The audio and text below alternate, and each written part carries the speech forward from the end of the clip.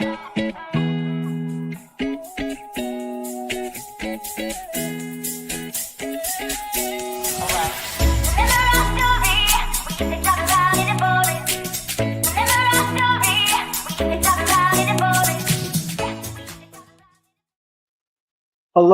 and welcome to Soul of the Story, Book 2, Chapter 7.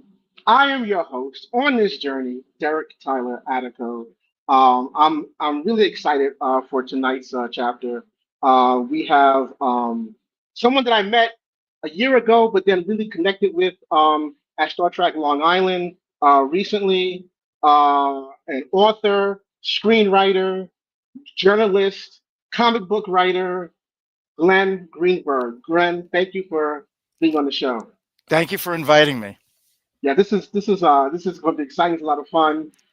There's just so much that I want to talk to you about and just kind of like pick your brain on a few things. But to, but to start, I wanted to know. I guess just really let's start at the beginning.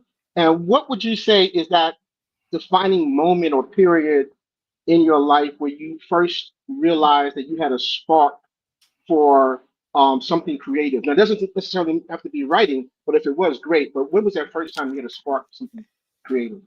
It was the February when I was 8 years old, Oh, wow.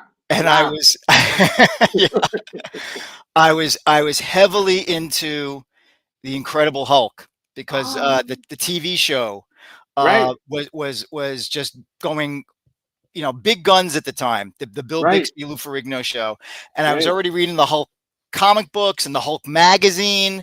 And when I was 8 years old, I literally just sat down with a big pile of loose leaf paper Oh, wow. and started writing and drawing my own Hulk comic books. Oh, wow. And I started then, and I did it for the next 4 years. I did about So 60 issues. that's Yeah. pretty great. And that's really where it started. And I mean, obviously I didn't know it at the time, but it was pretty much on the job training. Right. Really, I was learning, and I didn't become an artist professionally, obviously, but you could see the growth from Mm-hmm, eight mm-hmm. from year 8 to year 12. I was becoming a more refined artist, and maybe if I had pursued it, maybe I could have become a decent comic book artist. But I gravitated more towards the writing, and so by the time I was like in my mid-teens, I was moving away from art and focusing strictly on prose writing and Right. journalism. I did that in high school and college. Okay. So from 8 to 12, you're just writing Hulk comics, Yeah. which is pretty dope, actually. I wish I could say. Well, I was actually doing stuff like that, but I was trying to draw. But I think that's fantastic, and a lot of the artists that I've spoken with on the show, I think it's always fascinating that a lot of that spark started when they were young, Yeah.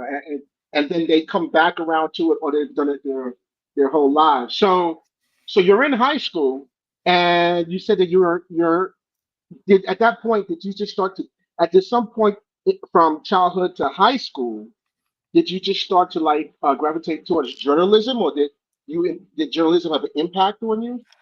The journalism part just came because I mean, I obviously at that point I knew I loved writing, Right. um, and uh, I just happened to get interested in the high school newspaper. I actually started off doing movie reviews, which was right up my alley. I didn't cover news until college. And in college, it was because I had gotten a taste of the newspaper, the Business. amateur Right. newspaper business in high Right. school. And then in my sophomore year of college, I went down to the school newspaper and basically volunteered my services and ended up covering quite a few major stories on campus. Oh, And wow. they invited me in my junior year. They invited me to come on staff as the news editor. So I stayed on and oversaw a team of writers, and eventually became editor in chief. And decided in my senior year that what I really wanted to do was get into the comic book industry. Wow. And that was abandoning my plan to become a lawyer, because that was ultimately that was Wow. the main plan. I was going for law all throughout college, and about halfway through my senior year, I was like, I don't want to be a lawyer. The same here. The same here. I wanted to be a writer, and then that didn't work out. I couldn't afford NYU. I got accepted, but couldn't afford it. So I Yeah, went to go to school for law, yeah. and then I was like, "What am I doing? I need to be a writer." So it's fascinating. What was it about law that you thought that you would have a profession in now, career in that? Um, Well, all of my interests sort of coincided with what you needed to become a lawyer. I was into political science. I was Right. into history. I was into legal history, um, all that kind of stuff. And I was bouncing around like, well, what am I going to be? What am I going to be? And I was like, well, law seems to be something that I could do it. I didn't know Right. if I ever had a passion for it, but it was something like I could do it. And then into my senior year, I was like, what do you want to do? What do you really? The funny thing is, I don't think I've ever told anybody this before. Oh, Is wow. in Yeah, and I think in my senior year, I saw a movie called The Freshman with Wow. Matthew Broderick and Marlon Brando. Right. And it's about this kid who's in NYU film school. And I was so enamored of how that movie portrayed going to NYU film school. I was like, well, I'd really love to do that. I'd love to go to film school. I'd love to possibly become a filmmaker. But if I can't do that, and I couldn't afford to go to NYU film school, Right. Right. Right. but if I can't do that, comic books are very similar to screenwriting and Ah. filmmaking. Plus, at that point, I was making contact and establishing relationships with people who were already in the comic book industry. And so I could sort of like, maybe they could help me sort of get a foot in the door. Right. Right. One of whom actually was somebody that I knew since I was 12 years old, and he ultimately hired me at Oh, Marvel. wow. I became his assistant about a year or two after I graduated from college. Who can So, can you say who that was? oh Who yeah, was? Bob Budiansky. Okay. He was an Hmm. executive. He was an executive editor at the time. He had been the artist on Ghost Rider. Remember Ghost Oh, Rider? wow. Yeah, Of course. Yeah. in Of the course. late 70s, I think, or early 80s. He was the artist on Ghost Rider, Wow. and terrific artist. And he was hired on staff, and he ultimately became an executive editor. And we're still friends. Oh, man, that's amazing. I actually just had lunch with him not too long ago. Oh, So wow. all these That's years amazing. later, I'm still All these years later. yeah, All right. All right. So let me just back up just a tiny bit. So yeah. I find it interesting that well, let me ask you this question instead. What do you think the influence of pop culture has been on you from a child till now?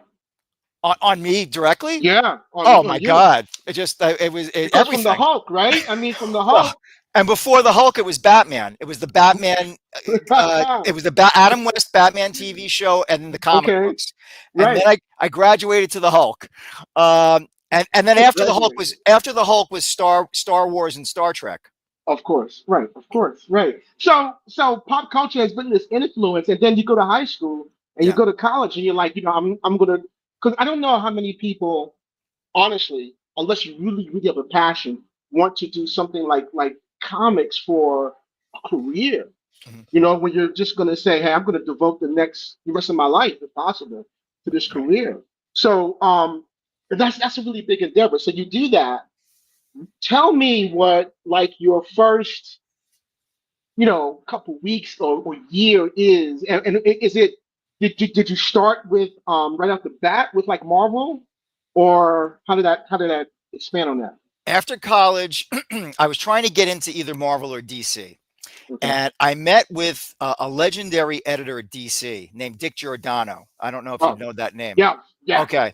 yeah. Brilliant artist and Brilliant artist, right? brilliant artist, terrific editor, and one of the greatest editors in chief that DC ever had. And Yes, he gave me absolutely. a word of advice. He said, "Look, whether or not you get this job, because I was there on a job interview, and he said, whether or Hmm. not you get this job, uh, find something just to keep you going, to have money coming in. a Hmm. job that you don't necessarily love, but you can do, and keep that, stick to that until you can get something that you really love and Yeah. really want to do. I Yeah. was like, okay. So my first job out of college was working as an editorial assistant at what is now Penguin Putnam Books. Oh, wow. It used to be Putnam Berkeley, or Right. Berkeley Putnam. I can't even remember anymore. Um, I was an editorial assistant working on adventure fiction, men's adventure fiction. And occasionally, I work on a horror novel as an assistant editor, or action adventure. I worked on a Tom Clancy book or two.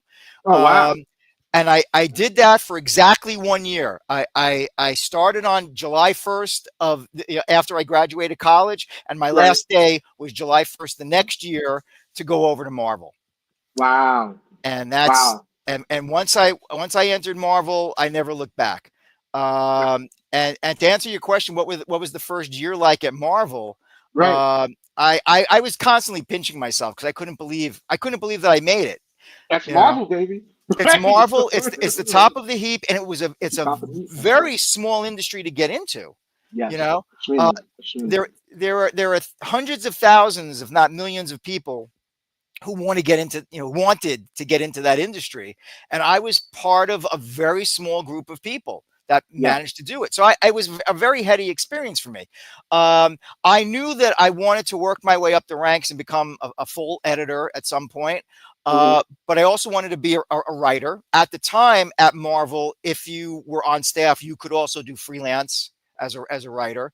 So I waited 6 months before I even pitched a story. I didn't want to come That's off as smart. somebody That's very who was smart. there just Right. to, get some writing gigs and move on. I wanted Right. to make it Right. abundantly clear. No, I'm here. I'm a staffer. I take that very seriously. I would Yeah. say about six to 8 months later, I pitched a short, like a 6 page or 8 page story, and that got bought. And I pitched Do another one you like 6 months later. That got do bought. you remember what that first one was? The 6 or 8 page. Yeah, it was an Iron Man story. Oh, wow. It was an Iron Man That's story for fantastic, man. yeah. It was for an anthology series Marvel was putting out at the time called Marvel Comics Presents, and so it would be 4 8 page stories per issue featuring different Right. characters, different writers, different artists, and it proved to be it ended up being kind of a training ground for younger, unknown artists and writers, and we'd be sort of buttressed or surrounded by, like, the cover Sure. story. The cover story would be by somebody good, you know. It would be like Wolverine by a top name, but people would buy the book for Wolverine, and they'd get exposed to my stuff too. That Right. kind of thing. And so Right. that was a great training ground, and I learned a lot. And I really learned the craft by doing these little short stories, and eventually I graduated to full length stories. I think the first full length story I ever did was an issue of the Silver Surfer, which God. was awesome because that was on my bucket list. I love the Silver Surfer. Oh, well, it's on there. Yeah, it's a Silver Surfer. All right, Yeah, so you're now at Marvel. You're yeah. now actually a part of the Marvel machine. That's actually working. What was one or two of the first tips that you learned or experienced as a young writer that have followed you through to your career today? Okay. Um, don't try to do too much in one story because I was certainly guilty of that with the first one. Um, I think That's I a think common thing, though, for comic book writers. I think they try yeah. and Well, cram a lot. yeah. Yeah. Actually, that was a criticism that I got when I was years later when I was writing the Star Trek comics for Marvel. I was having lunch one day with Bob Greenberger, who had been the Yeah, Star Trek editor for DC, right. and I was almost afraid to ask him what he thought of my comics because I mean, I consider him like one of the all time greats. He is. Yeah, he is. Whoever worked on the Star Trek comics. Yeah. So there was one issue where it was actually one of my favorite issues that I wrote, and he said, "You tried to do too much." So I was like, "All right." I said, "That's still a weakness of mine." But I would say that was one of the things. Also, play fair with the readers. Always play, Mm. always try to keep in mind especially if you're doing serialized fiction, Hmm. that any issue of a comic book is probably somebody's first. And if you want them to stick around, you've got to hook them. And if they feel completely lost throughout the story, they're not going to come back for more. Right, right, absolutely right. I don't know if I ever told you this, but I went to school of visual arts for a little bit, and I took Denny O'Neill's class in writing for comics, Yep. and he and I had a really great rapport. He let me audit the class the second year, Mhm. and one of the things that he taught me, just as a writer, was, look, you make a contract with the audience. Don't break that contract Right. because they are, whether it's a comic or a short story or a novel, you're making a contract. And I think that's essential in comics is that contract you make. You know, it's just so amazing. Let me ask you, do you have another one or should I ask you a question? Those are the two that I really keep in mind even today Yeah, when I'm writing. yeah. I went to I not too long ago I actually went to grad school at this late stage. It's never too late to No, it's never learn, too right, right. and I ended up getting my master's in creative writing. And every time that I sat down to write a short story or a fragment of a novel or all the various things that I was working on, those were the two lessons that I really tried to keep in mind every time. Yeah. Uh, and so those are the ones that I really that That really stuck with me. really stuck with you. Yeah, Yeah. I think as a comic book writer, I've never written for like a studio. I've done some stuff, but nothing for a studio. And I think one of the things that Denny drilled into me into our class is that it's you're as a writer, you're doing something that's solitary, that's something that you're in control of, but especially on a comic, it's a lot like a film where it really is a team effort. And Yeah. I think a lot of writers and even sometimes artists don't really consider that. But you know, well, I mean, at your level, at the Marvel DC level, they do. But I mean, people coming in don't consider that. So can you talk a little bit about the idea and the notion and learning teamwork in that kind of a setting for a comic? Sure. I mean, I will say it's a really case by case basis, Okay. because when I was at Marvel, and they've changed since I left. But when I was at Marvel, we used what was called the Marvel method, Right. which was created by Stan Lee, and it was created by Stan because Stan was the editor in chief, but he was also writing most of the line, if not all of the line. So he didn't have time to sit down and write detailed scripts describing every single panel That's right. for each artist. So Right.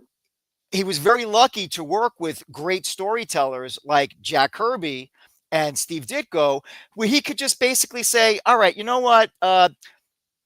The next issue we'll do a multi-parter where the Fantastic Four basically fights God. Right. You go off, Jack, and come up with that's the basic premise is the Fantastic Right. Four face God, and Jack comes back with Galactus, and there's a little silver guy flying next to Galactus, and Stan's like, well, who's that? Well, that's the Silver Surfer. I figured a god like being like Galactus would have a herald. And so Stan has to figure out how all of that works. And so then Right. Stan has the artwork and he comes up with the dialogue. And Jack wrote a lot of notes to sort of guide Stan along. And that was the synergy between them. Okay. Similar way that he did Spider-Man with Ditko. Right. Whereas at DC, the onus was on the writers to write Yeah. full detailed scripts. Full So script. Yeah. yeah, uh, Marvel has now gone to full script, Yeah. to the best of my knowledge. Now, Yeah. I will say, when I was at Marvel, I wrote very detailed plots. It was still, loose in that it gave the artist some freedom to choreograph how the pages Hmm. look. Um, but I basically gave pretty tight plots where the artist was kind of dictated to, this is what's happening on this page. This is what's happening on the next page. This is what's happening. Right. And then I would get the art and I would write the captions and the dialogue and all and the sound effects and all of that stuff. So I kind of like used a blend. But the way that the Marvel method was, it placed a lot of importance, more importance on the artist. Whereas Hmm. full script, which is the DC method, and Right. most other companies too, Today, yeah. the responsibility really was the writers to break everything down Yeah. Yeah. and Yeah. really tell the story point by point, panel by panel. Right. Right. All of the dialogue is written in advance so that the artist knows how much dialogue he's going to have to or she's going to have to account for on each page. Whereas the other way, the Marvel way, the writer has to determine how much dialogue and captions and all that kind of stuff he can fit in based on the Can art. fit into based on the art. Right. Yeah, Right. So, and it's that game that you're playing of half of a dozen of one or six of the other, but it makes it's a really interesting, I think, um, way to learn how to work with other people and how to write absolutely. at the same time. Absolutely. That's basically what Denny did for us is he brought in pages Yeah. and we had to fill it in. Hmm. And he was like, so you have the economy of space and you have to work on that. Right. Let me ask you, because you for anyone here that doesn't know your work, which I mean, sure. The thing about your work is that if you're a comic book fan, it's very likely that they know your work, even if they don't know you. And I think that's often in comics. You may not know the writer, Usually the Possibly, people yeah. know the artist, more than the Sure. writer. But I mean, like you said, Silver Surfer, Fantastic Four, Spider Man, Hulk. Is there something that you've done in comics that is your absolute pride and joy, your favorite of favorites? Um, I am really, really proud of the Star Trek series that I did, Star Trek Untold Mm, Voyages. hmm. That was a dream project. I basically had spent literally more than half my life sort of preparing for that moment, doing How that. do you how do you well do you when you say prepare, can you expand on that? How do you think you prepare for that moment? Oh, because after I was doing all those Hulk comic books, I started doing Star Trek comic books. Oh, well there, right, there you go. Right. There you go. And for me, my Star Trek fandom really kicked in. I'd watch the original series every now and then with my older brother and sister, but Okay. my fandom really kicked in with Star Trek: The Motion Picture, and so that's where Mm, it began for me. And my Star Trek series, Untold Voyages, began where Star Trek: The Motion Picture left off. that's all. Literally, it Right. begins the first page. The first couple of pages are the last moments of Star Trek: The Motion Picture, and then you go through that series and it ends setting up the status quo for the Wrath of Khan. Yeah. So for me, I mean, that was the culmination. And so, like I said, I was doing Star Trek, my own little Star Trek comic books that I was writing and drawing and all that. And I was reading all the Star Trek comics that were coming out from Marvel, from DC. I was reading all the Star Trek novels. That's one unfulfilled ambition of mine is to write a full length Star Trek novel. I wrote a I'm couple of sure you will. novellas, Right. but Right. I'd love to write a novel. And so being able to sit down and write, Captain Kirk steps onto the bridge of the Enterprise, and it's not just fan fiction. I'm getting paid for this, Right, you right. know. Right. But my first professional short story is very much like you. Is the last few minutes. The end of it is the last few minutes of the motion picture. I just love the motion picture. Right. So we have a kinship with that. Let me Yeah. ask you now. So you working at Marvel, you're dealing with these iconic, legendary superheroes, Yeah. and I mean just iconic characters.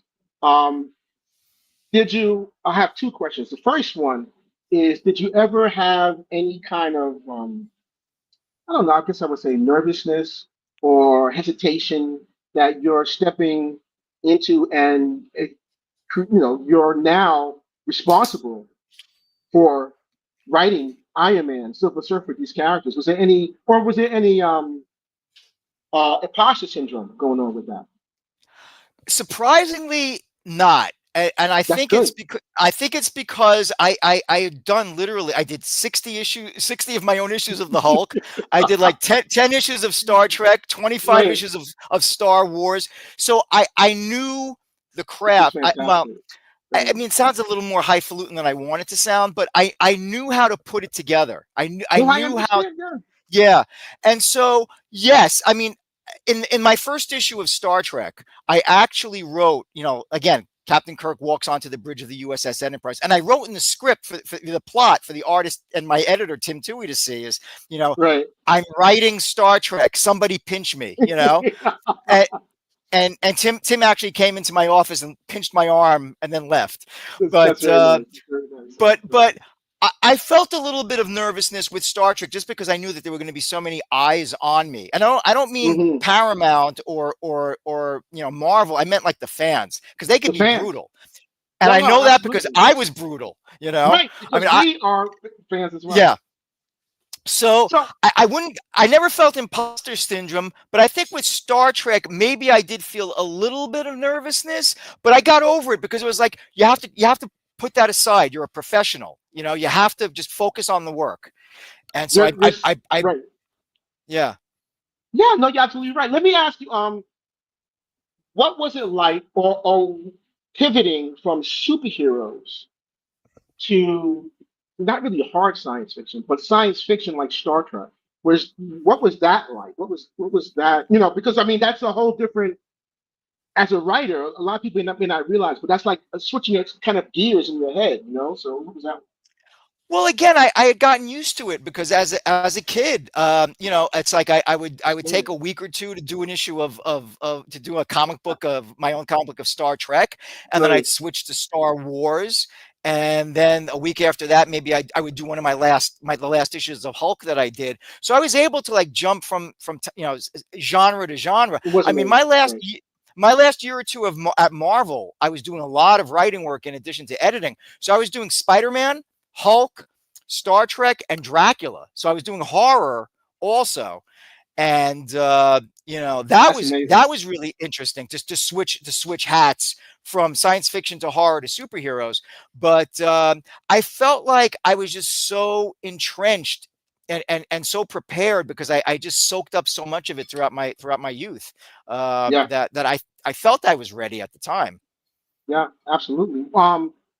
I didn't realize until you mentioned this that you were an editor on a Superman versus Hulk. Is that right? Yeah, What yeah, was that yeah. like? I came up with the What was that? idea. Well, Talk about it that, was great. please. Yeah. Um, Marvel and DC for a long period of time stopped doing crossovers between the companies. I'm sure Right. we started off with Superman versus Spider-Man, and we did a couple of Right, those, right, and then we did Batman versus the Hulk, and we did the Teen Titans and the X-Men, right. and yeah, so we did a bunch of those, and then they stopped. For a long time, and then slowly but surely, in the mid to late '90s, we started doing them again, and I we got a tease in the second Superman Spider-Man book.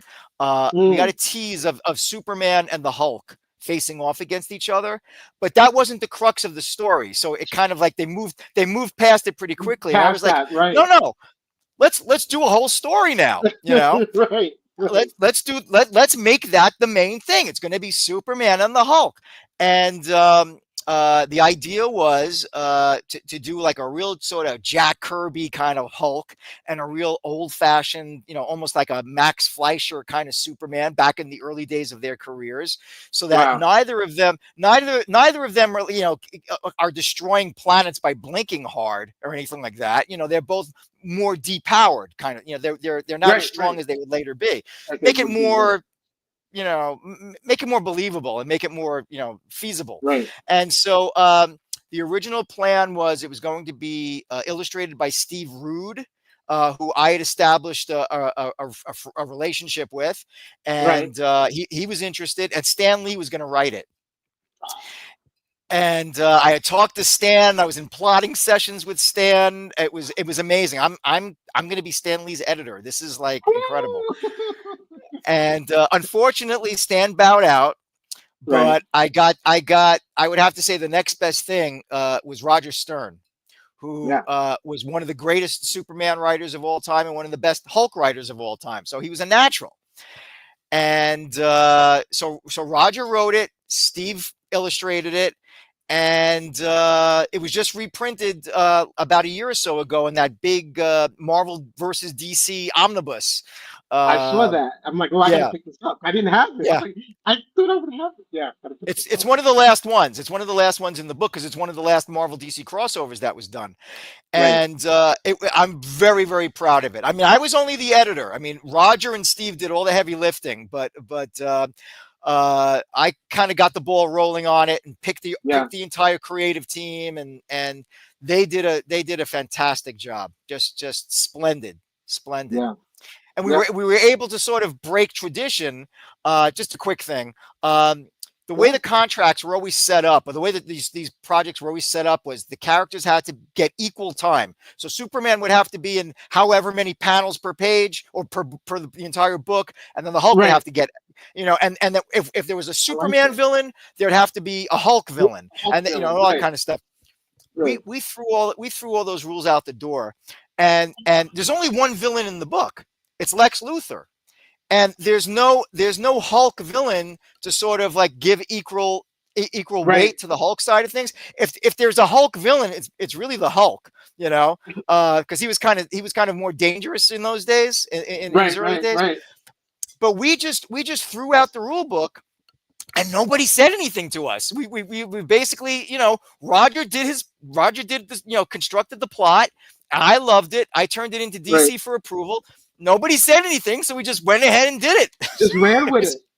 yeah, That's fantastic. That's a yeah. fantastic story because you guys kind of bucked the system a little and did I your own think thing. so. I Yeah. think so, That, that's and it fantastic, worked. man. And it Yeah. worked. Yeah. Now, I mean, I was going to pick up the omnibus before, but now I really got to go, man. Yeah, and get you to sign it. And I just want to say, I just want to say really quick. I know you said you're just the editor, but editors are so important. I never like, even when I'm doing my own projects on the side, I always try and find an editor that is just going to take a look at my work and do their magic because all writers need editors, man. So Yeah. you're that team as well. You're a huge part of that team as well. Let let me ask you, being the fact that you've written the comics, done some journalism, and I think you said you've also written several screenplays, right? I wrote one unproduced screenplay, and Okay. I did a lot of prose, licensed tie-in fiction, Right. prose And like like science novellas and, fiction. and stuff like that. Yeah, and Is I there did I are did there write a any novel. I'm sorry. Okay. No, go ahead. Go ahead. You wrote a novel. No, please go ahead. I was going to say, are there, as now starting to dive a little into the soul of the story. So, are there any core storytelling elements that you think translate throughout all of those? Wow, that's a great question. Um, the one thing that I try to bring to everything that I write, whether Right. it's fiction or news articles or feature articles or the nonfiction books that I've written, all Sure. for pop culture subjects. They're called bookazines, but clarity, just clarity. Oh my God. Yes. Put yourself in the shoes of your audience. Are they going Right. to understand this? Are you just going to be causing them to ask more questions that you don't intend for them to ask? It's just Yes. clarity, and not to the point where you're banging things over the reader's head, and No. you have to No. do it with Right. skill. Right. I try Right. to do that. Yeah. Um, One of the things that I found, I mean, I was talking before about when I went to grad school a few years ago, and this was for creative writing. It was mostly for to help me hone my fiction writing skills. But Hmm. at the time, I was a full time editor and reporter and writer journalist at Time Inc. Where Time Oh, magazine is right. published. Right. And what I found as a result of my time going for my MFA, it made me a better journalist. Just because I'm all about telling, it's all storytelling. whether It's whether all whether storytelling. whether it features Spider-Man or the president of the United States or a Right, scientist who made an incredible discovery or right. or a kid who did something fascinating. It's all storytelling. And so the thing that translates across the board is tell the story as well as you possibly can. Yes. What are you trying to say? Kind of emotions are you trying to evoke? How are you going to pull people in to the story? How deep into the story can you go to begin at the most interesting point and pull them in and start filling in the details as you go along? Yeah. All stuff like that. Yeah, no, absolutely. And wow, clarity. I mean, clarity is something that we all think about as writers, and I think even as artists, whether you're a painter or a musician, you're always thinking on some level, I think, about clarity. That's amazing. Um, we spoke a little bit about your journalism career, and I'm curious as to how that started. And it seems like that was after certainly after your or maybe even during while you were working in comics. And can you talk a little bit about that and what writing for comics did to help your journalism? Well, after I left Marvel, I ended up at Scholastic Mm, Inc. hmm. And I was the editor and senior writer on a magazine called Scholastic News, which you may have gotten when you were a kid in elementary school. Wow, blowing my And mind. Wow. I ended up at Scholastic because a lot of Marvel people ended up at Scholastic. And so they kind of paved the way. In fact, one of those people was Bob Budiansky. He left Marvel, went over to Scholastic, and helped pave the way for me to go over to Scholastic. Introduced me to the right, helped me get in with the right people and all that. And so Right, I found myself drawing as the editor of this news magazine for kids. I was able to draw upon the experience that I gained as the editor in chief of my college newspaper. I remembered all the lessons that I learned about journalism and how to tell a story for a nonfiction story for an audience, hmm, and hmm. I was already geared for a young audience because what was I doing before? Comic books. So I always maintain that sort of think about the kids, think about Right, right, make this acceptable for kids to be able to read and understand. So right. it, And it that seemed to me, clarity again. yeah, exactly, Yeah. exactly. And so shortly after I got to Scholastic, I was covering things like the Clinton impeachment. How do you explain that to an 8 or 9 year old that the president's being impeached? Right. So I had to figure out how to break that down without getting into all the gruesome details. Of course, of Um, course. Fast forwarding a little bit, I provided on the ground eyewitness coverage of 9/11 as it was happening, which was one of the most pivotal moments of my life. I Uh, can imagine. I uh, can't imagine. that I never really sort of I wouldn't say I got I wouldn't say I never got over it, but it's sort of like it always stays with me.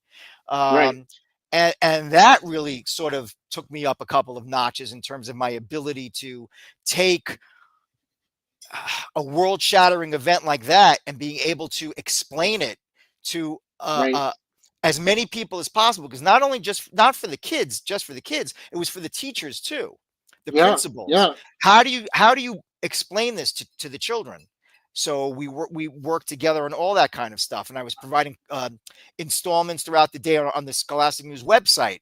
As more information was coming in, I was giving daily updates. I spoke to somebody who was right near the World Trade Center, and managed to Hmm. get out of the area before it was too late. Wow. So stuff like that, and then eventually, because of the experience that I gained at doing Scholastic News and covering all these great important stories for so long, it was easy to transition over to Time Magazine for kids, Right. where I was doing a lot of stuff, and that's where I really started to get more into the pop culture. I mean, I was doing hard news as well. I covered election night 2016. I was at Wow. I was at the Hillary Clinton Donald Trump debate at Hofstra University.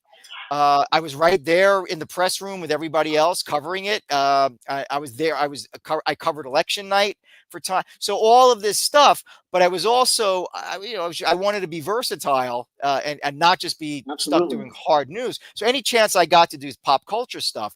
So I was doing a lot of like movie news. I got to interview J.J. Abrams when Star Wars: The Force Awakens was coming out. I Hmm. interviewed Zack Snyder when Batman versus Superman was coming out, and other directors, actors, stuff, Right. and I loved it. I loved it. So Uh, it just kept going. It's kind of like it's like one of those snowballs that gather up more snow as it rolls, and hmm. so it reached a point where a former colleague of mine from Time for Kids who had moved on, invited me to do these books, these bookazines, these about various pop culture Pop topics. culture. Right. So I was writing full length magazine books about the history of Star Trek, the history of Superman, the history of Batman, Spider Right. Man, um, Star Wars. I was contributing pieces to other books about The Godfather, Lord of the Rings. Yeah, Wow. I did Didn't four you books also about do the one beat. I'm with the sorry. Beatles? I was just about to Yeah, say about the I Beatles, did right? four books about the More books Beatles. about the. Yeah, one about Yeah. John Lennon, one about Paul McCartney, one about the making of the White Album, and a Beatles trivia book. Oh man, Yeah, man, oh man. See, this is okay. So I mean, we this is I just love speaking with you because we get to see that you're touching all these things. You're yeah. actually touching all these moments. What has been one of the most challenging things for you as a creative throughout your career, or has there been one thing or something that just recurs in your career that you find very challenging? Well, I'll tell you. You asked before about nervousness, and Mhm. and about imposter syndrome, and the first the first of those bookazines that I wrote, the very first one I wrote was about John Lennon. And I will tell you, I had stage fright. I had a lot of stage fright when I started that one because I'd never done it before. It was a Right, format I'd contributed to other ones, but I this was me writing the whole thing. And right, so right. number one is a lot of research involved because Yes. you do not want to screw this up because the Beatles fans are as bad as the Star Trek fans, as bad as the Star Wars fans, as bad as the comic book fans. Absolutely, and and so absolutely. and so I was a nervous wreck before I actually sat down and started typing. Mhm. I did my humble best to make sure every fact, every figure, every bit of information in there was absolutely correct. I was quadruple checking sources and all of that. But I was really nervous. I was really Right. nervous. Uh, and by the end, I said to my publisher, I said, you know, if you ever do one about Paul McCartney, I felt comfortable enough to say, think of me. I mean, I Right. gained enough confidence because I'd been through the fire at that point. Absolutely. That's But that was a real challenge because I was my own worst enemy because I was wow. scared, I was nervous, Right. and that was, I would say, that left an indelible mark because I remember how nervous I was. So that was probably it. Talking for a moment, staying with that and talking about indelible marks. Speaking for myself, I can say that I'm humbled by my successes. I'm humbled by my achievements, but it is the failures that teach me a lot. Mhm. So, I'm not asking for details, but have you learned anything that propelled you forward from a failure? Oh, sure. Whether it's whether it's being more careful in how you word your emails and Mm. your business emails, Right. especially to an editor whose work, an editor who's going to be evaluating your stuff.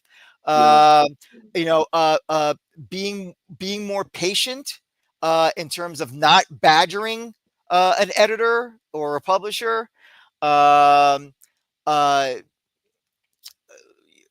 I or mean, even a coworker sometimes. or a coworker. Yeah.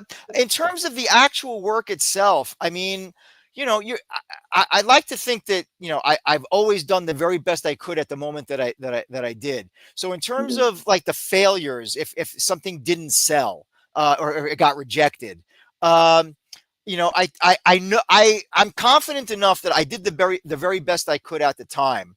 Mm, And then you let some distance go, and you take a look at it, and you're able to look at it with more objective eyes, right, and then right. maybe there you see, oh yeah, I shouldn't have done this, I should have done that, and then you can learn from yourself that way. But most of my failures have probably been, how I handled things, and I learned Hmm. how to handle them better, or how I interpreted things, and I learned how to interpret them better.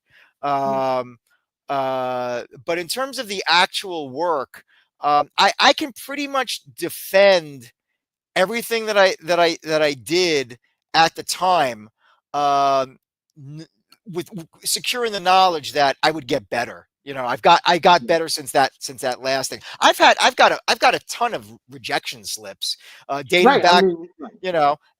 and those are projects that nothing ever came of them. It's not like, well, I'll show them, and I managed to place that story someplace else, or it's like, my failures include Star Trek stories that I pitched, and it's not like I then, when Star Trek was at a different publisher, well, I took that story that Bob Greenberger rejected in 1992, and I ended up no, I moved on, No, you and I moved came up on.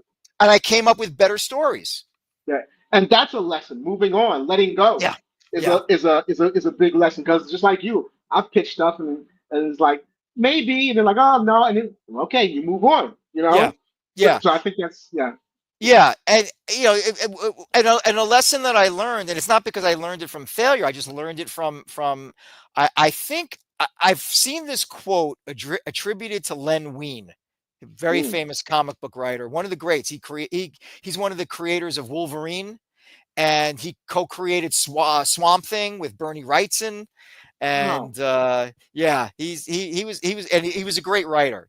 Anyway, the quote that I believe is attributed to him is, the first story you would do as the first story that you would do as a fan is the last story you would do as a professional. It's so true. You That's know, so and true. and Yeah, you have to think yeah. about you have to think about what that means. It's like, Yes, well, you no, do. it's like, once you're a professional, you have to leave the fan mentality. Check that at the door. Like, so you can't do like this. You know what I mean by like the fanish I mentality. do It's like, know. I do it's like, know. well, there's this little bit of continuity here and this little bit of continuity there, and I'm going to write a story that reconciles these two bits of continuity to make it all. Just tell a great story, No, you're and you're so right, Glenn. yeah, Because and I think we talked a little bit about this at Star Trek Log Island. There's a difference. We are all fans, but to write and tie in media, I think you have to be not. You have to be a writer before you're a fan, yeah, yeah. I mean, look, right?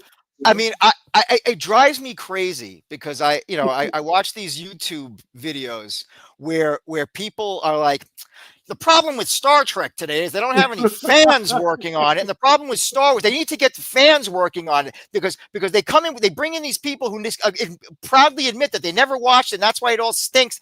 Excuse Right. me, Harv Bennett and Nicholas Meyer, and That's all you together have to say. they Right. made one of the greatest Star Trek stories ever Of produced. all, ever, The ever will greatest. be. Yeah. And it's like, no, you don't have to be a fan, but you have to be Right. a good writer. Yeah. To And be so a, my criticism of whatever's going on with Star Trek or Star Wars, or the Marvel movies, or the more recent DC has nothing to do with whether they're a fan or not. I'm all about the writing. Did you right. tell a good story? Are the Right. characters true to themselves? Are they doing smart things? Is the story good? You don't have to be a fan, but you have to be a good writer. And that brings back to, because you were talking about, all the different things that I've written.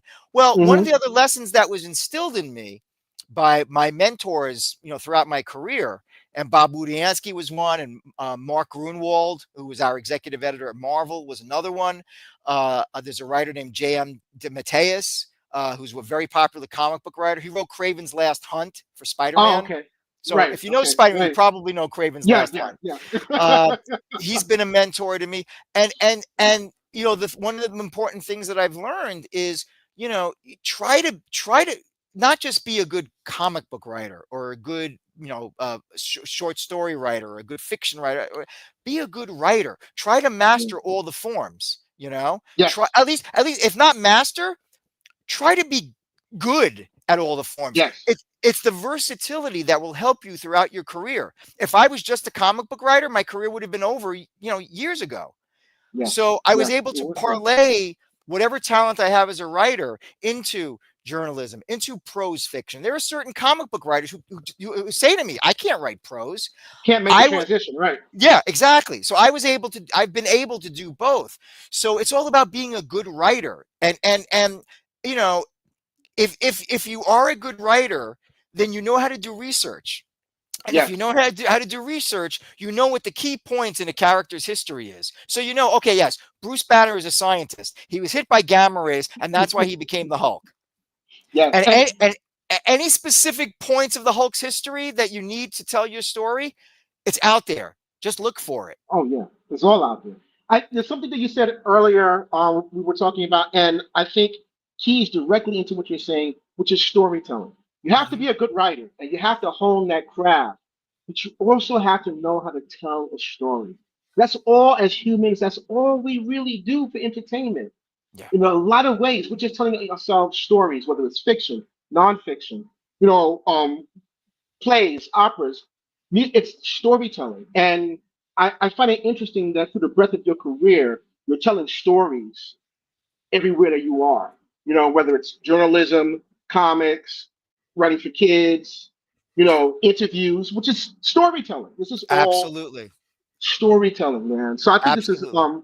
can you just expand a little bit on that and talk about, you know, you're obviously a phenomenal writer, but what do you think about like storytelling? How does storytelling motivate you? Um, well, first and foremost, um, I do it for me. What's a story that I would like to be told? Yeah. One of my favorite, well, several of my favorite writers are Stephen King and Richard Matheson, and I've recently been getting into Elmore Leonard, and uh, and they talk to the people. Anybody can pick up a Stephen King novel and read it Anybody, and enjoy it. anyone. Yeah, Richard Matheson was very much the same way, and I'm yeah. privileged. I'm privileged to say I actually got to work on at Oh, least wow. one or two of his novels Yeah. when I was working in book publishing, my first job out of college. And I got to meet him once, and I literally was sitting at his feet at a convention. We were hanging out at the lounge, Right. and I was literally sitting at the feet of the master. He was a really great guy. Um, Did but you ask him any questions, or did you ask him anything? Oh, Or... I asked him about working on the original Star Trek because he wrote one episode, so I asked him Right, a little right, bit about right, that, and he right, said he had a really good time. He had some qualms with some of the changes that Roddenberry made to his script, but for the most part, the script that he turned in was the script that they shot. So that was really cool. Um, but I first and foremost focus on what's a story that would interest me, hmm and so one of the projects that I was working on when I was going for my MFA is I started a novel that I'd still like to complete one day. I got about, I don't know, about 35 pages in, and Okay. it's sort of it has nothing to do with Salem's Lot and has nothing to do with vampires or anything like that, but it's hmm it's my Salem's Lot, which is Mm, which is which is my all-time favorite Stephen King novel. It may be my all-time good favorite one. novel aside from Dracula. But Right. I was trying to do what Stephen King accomplished in Salem's Lot, which is tell a very real story about very real people, and there's this one otherworldly thing that you have to buy into, but it's really about the people, and it's about how Right. they react to it, and it's a Right. terrible thing that's going on and they have to deal with it and all that. And so that that interests me, and that's, and I'm doing it for me. Right. If I can someday, finish it and get it published, if when I'm actually writing it, I'll always be like, well, how are people going to react to this? Are people going to enjoy this? I hope so. But for first and foremost, it's like, does this satisfy me Yeah. as the Yeah. audience? Yeah. I And think. No, yeah, I'm sorry to say, just as artists, we have to have that internal barometer. sure. Mm. I mean, Superman versus the Incredible Hulk versus Superman happened, and I didn't write it. I initiated it. I edited it, but it was Right. because I wanted to see the Hulk fight Superman. Um, there was a Spider-Man story that I did that I'm actually very proud of. It was reprinted in a trade paperback not a few years ago, where it was because I wanted to see the Green Goblin fight the Hobgoblin. It had never really been done before, so it was like it was for me, and the Right. fact that it was as well received as it was, and the indication, it's an indication that was well received, that Marvel felt enough to republish it in a trade paperback. Right. uh, the Star Trek Untold Voyages limited series that I did, it was because I wanted to tell what the stories after the motion picture and help set up the Wrath of Khan, and Right.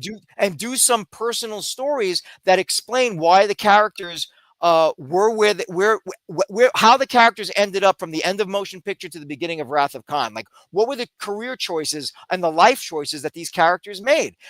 I said to my editor, I said, the most compelling question of this story is, Kirk wanted so badly to get command of the Enterprise back in the motion picture. How the hell did he allow himself to get promoted again in Wrath of Khan, and he's miserable? And McCoy and Spock are both saying to him, how did you let yourself get promoted again? And it's like, Right.